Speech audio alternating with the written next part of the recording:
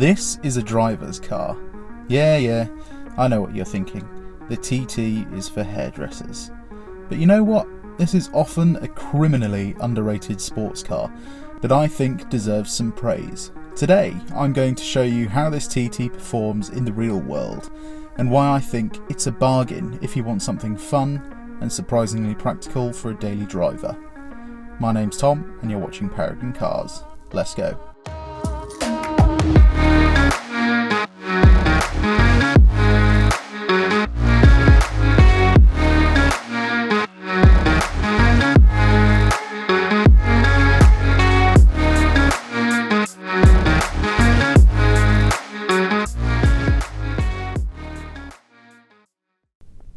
Let's begin with the powertrain. Under the bonnet of this particular TT is Audi's ultra-efficient 2-litre TDI engine. With 184 brake horsepower and 380 Nm of torque, it should be good for 0 to 60 in under 7 seconds. But first, let's see how it does on the 30 to 70 sprint.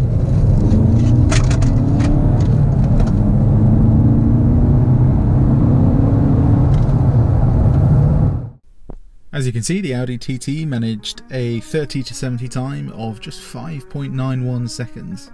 Now I do this test on the same bit of road. Sometimes the draggy thinks we're going downhill for some reason. I have to say that is a very impressive time for a diesel manual car. That's only 1.4 seconds slower than the Mercedes A35. In the front is, I think, one of the best sports car cabins on the market. Audi have managed to retain all of the features you want, yet made the cabin a minimalist and stress-free cabin to sit in. All the climate controls and the heated seats are housed within digital screens in the air vents. The rest of the information can be found in Audi's now well-known virtual cockpit. Pretty amazing to think this car was made 6 years ago and it still looks as good as this. Audi even managed to give you 2 options for how you use the virtual cockpit. You can either set destinations and change music using the wonderfully clicky steering wheel, or use the equally clicky rotary wheel in the centre console. Then we come to the sports seats. These also deserve a special mention, as these are fully upgraded quilted leather seats. Made of fine leather, these seats certainly look and feel the part, but we'll see how comfy they are on the road later. Other main features include the fantastic B&O sound system, a button to control your wing, and a very much welcomed fully adjustable armrest. The rear seats are really made for children, but you can just about use them as an adult in emergencies. Fairly similar to the Porsche 911. The boot is where the TT really shines though. With the seats folded up, you get a massive 305 litres of space. That's nearly as much as a VW Golf. The real trick though is when you fold the seats down. The Audi TT turns into a literal van, giving you over 700 litres of space. This car will easily fit everything you'll ever need in it. Right, let's get on the road and do some driving. So, driving the 2015 Audi TT. Now, let's find out if this is a hairdresser's car or a proper sports car. Driving around town, this car is just as easy as any Audi. Feels pretty much the same as an Audi A3 really. Going over bumps, the suspension is compliant. It has that nice Audi, almost Porsche feel to it. Really compliant with a balance of a good amount of stiffness, so you feel like you're in a good amount of control.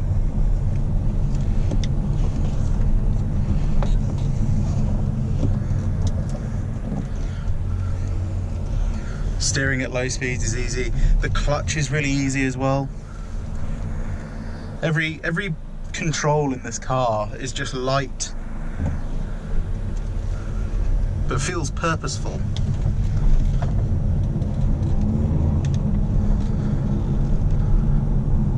One thing I love about this car is the actual gear shift itself. It's not at all notchy and it has a really pleasant feel to it.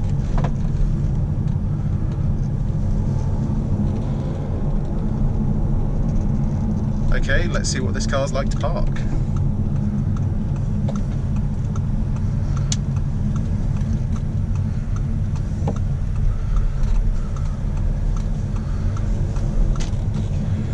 These cars don't come with the reverse camera as standard, so it's not the easiest car to park in the world, but because it's small and the steering rack is pretty fast, it's actually not as bad as you'd think.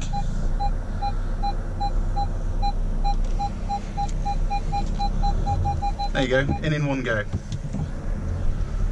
Okay, let's crack on.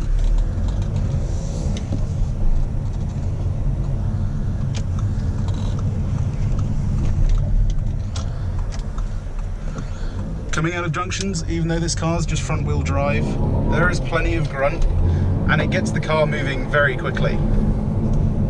This diesel engine provides, you know, plenty of torque for a car that's this small.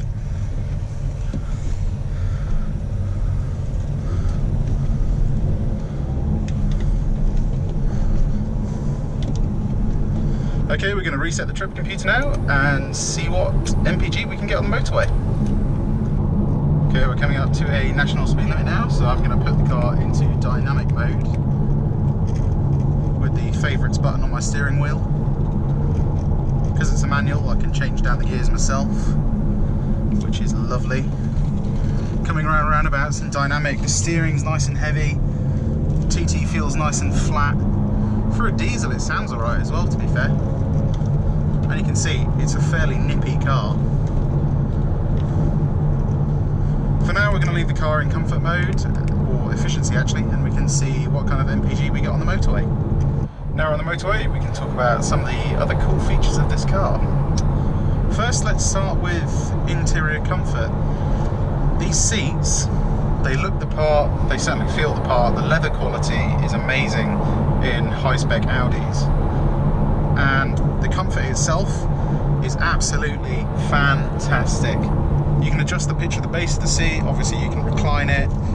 You've also got lumbar support as well, which is good if you've got a bad back or you just feel like it's more comfortable when there's a bit more support behind you. And the seats hug you really nicely as well. In terms of interior noise, I have to say it's amazing. It's just like an Audi A3 really. Remember, we're riding on 19-inch wheels and this is quite a small car, so keeping out road noise is going to be really difficult in something like this. Yet Audi have somehow managed it. The wind noise as well is kept to a complete minimum. You'd have to be going way faster than 70 to start hearing any of it really. In terms of quality, you've got soft touch materials on the door cards, on the dash, and then even down here as well. One thing I love about this car is, as sporty as it can be, and I'll show you that later, it's just so good at being a normal car. It doesn't feel really cramped in here, and to be honest, it feels very similar to an Audi A3. There's plenty of leg room, there's plenty of, you know, you've got an adjustable armrest, so on a long journey there are places to put your elbows. And then the B&O sound system, it's uncomparable to a lot of other smaller sports cars. A lot of other cars, they sort of forget about having a good stereo. This is just a cut above the rest. It puts out really good bass, really good mids, and really good highs. When this car came out, it was one of the first to have a proper, fully integrated screen in the dash. And the virtual cockpit has been out for just over 6 years now. And this car was made in 2015, so this is one of the first cars to have it. And it still looks just as clear, still really high resolution, really responsive, and being really reliable. I know a lot of people say, oh, you know, these screens won't last very long, but they seem to have lasted a lot longer than people have thought.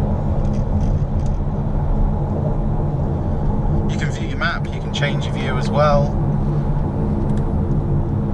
Then you've got your phone, so that's Bluetooth audio, and then Bluetooth calling obviously. Then you've got your media, so that's your radio, and then whatever song you're playing at the time. And then you've got pretty much all your information like MPG, all that kind of stuff, time. But I'm going to leave it on the map for now because I think that just looks really nice. And then if you turn the lights on, it actually goes to a darker version as well. And then if you go into the map settings, you can change quite a lot of the stuff. So you can change it from day to night.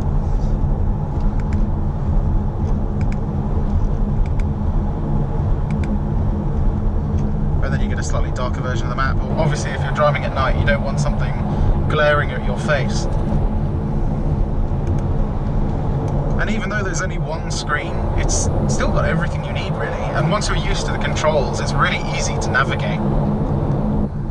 Visibility for a sports car is also really impressive, actually. You can change lanes now, and you can see, because there's not really any B-pillar, you can see everything in your blind spot pretty easily.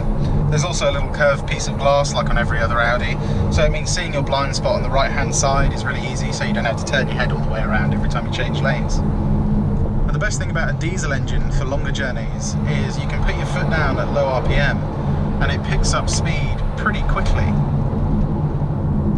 You don't have to downshift through gears or, you know, get to a higher RPM to get the acceleration that you want.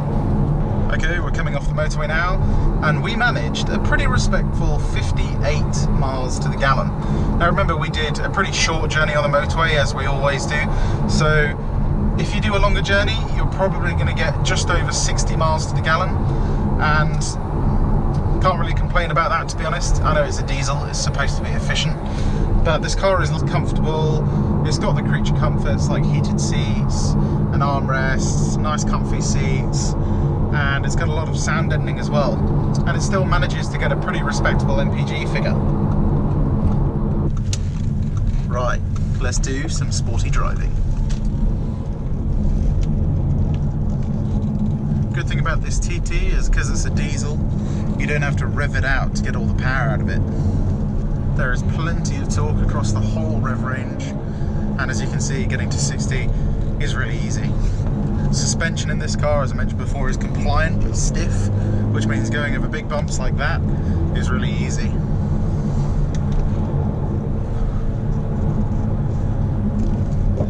Brakes also feel nice, even after 6 years.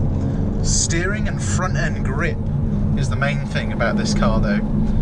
The front end grip is just astonishing for a front wheel drive car. It turns in a lot like a Porsche does, which I know is high praise, but it really does. Another thing I like about this TT is because you get a wing, you can decide whether you want it up or down, and you can actually see it in your rear view mirror as well, which is pretty cool.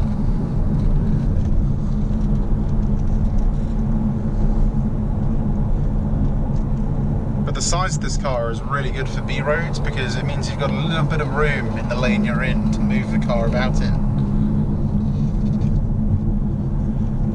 And don't think this is going to understeer when you go around corners, because the rear end's quite light. It actually balances itself really nicely when you're going around a corner hard. So to get this car to understeer, you just have to be driving it wrong, really. Okay, we may as well talk about the price of this car, since we're on our way back to the dealership now. And if you put £1,000 down, you can get this car for $399 a month. Now, obviously, keep in mind, cars are really expensive at the moment, purely because there's a chip shortage for computers that go into cars. So everything's skyrocketed in terms of price. But for just under £400 a month, you're getting quite a lot of car, really. If you need a big boot and you're a single person and you want a sports car, then, you know, this is the car for you, I think. It certainly looks the part. It looks a lot better than the older Audi TTs, I think. You know, it's sort of gotten rid of that hairdresser vibe that it used to have.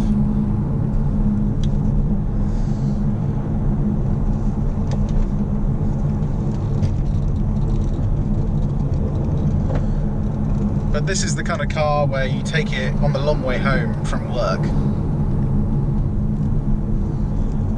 Well, I may as well wrap up the video here, so if you enjoyed it, give it a like, and why not subscribe to our channel. Not only can you see some of our latest stock that we've got on the website, you can also see the rest of our nice videos. I'll see you on the next one. Goodbye.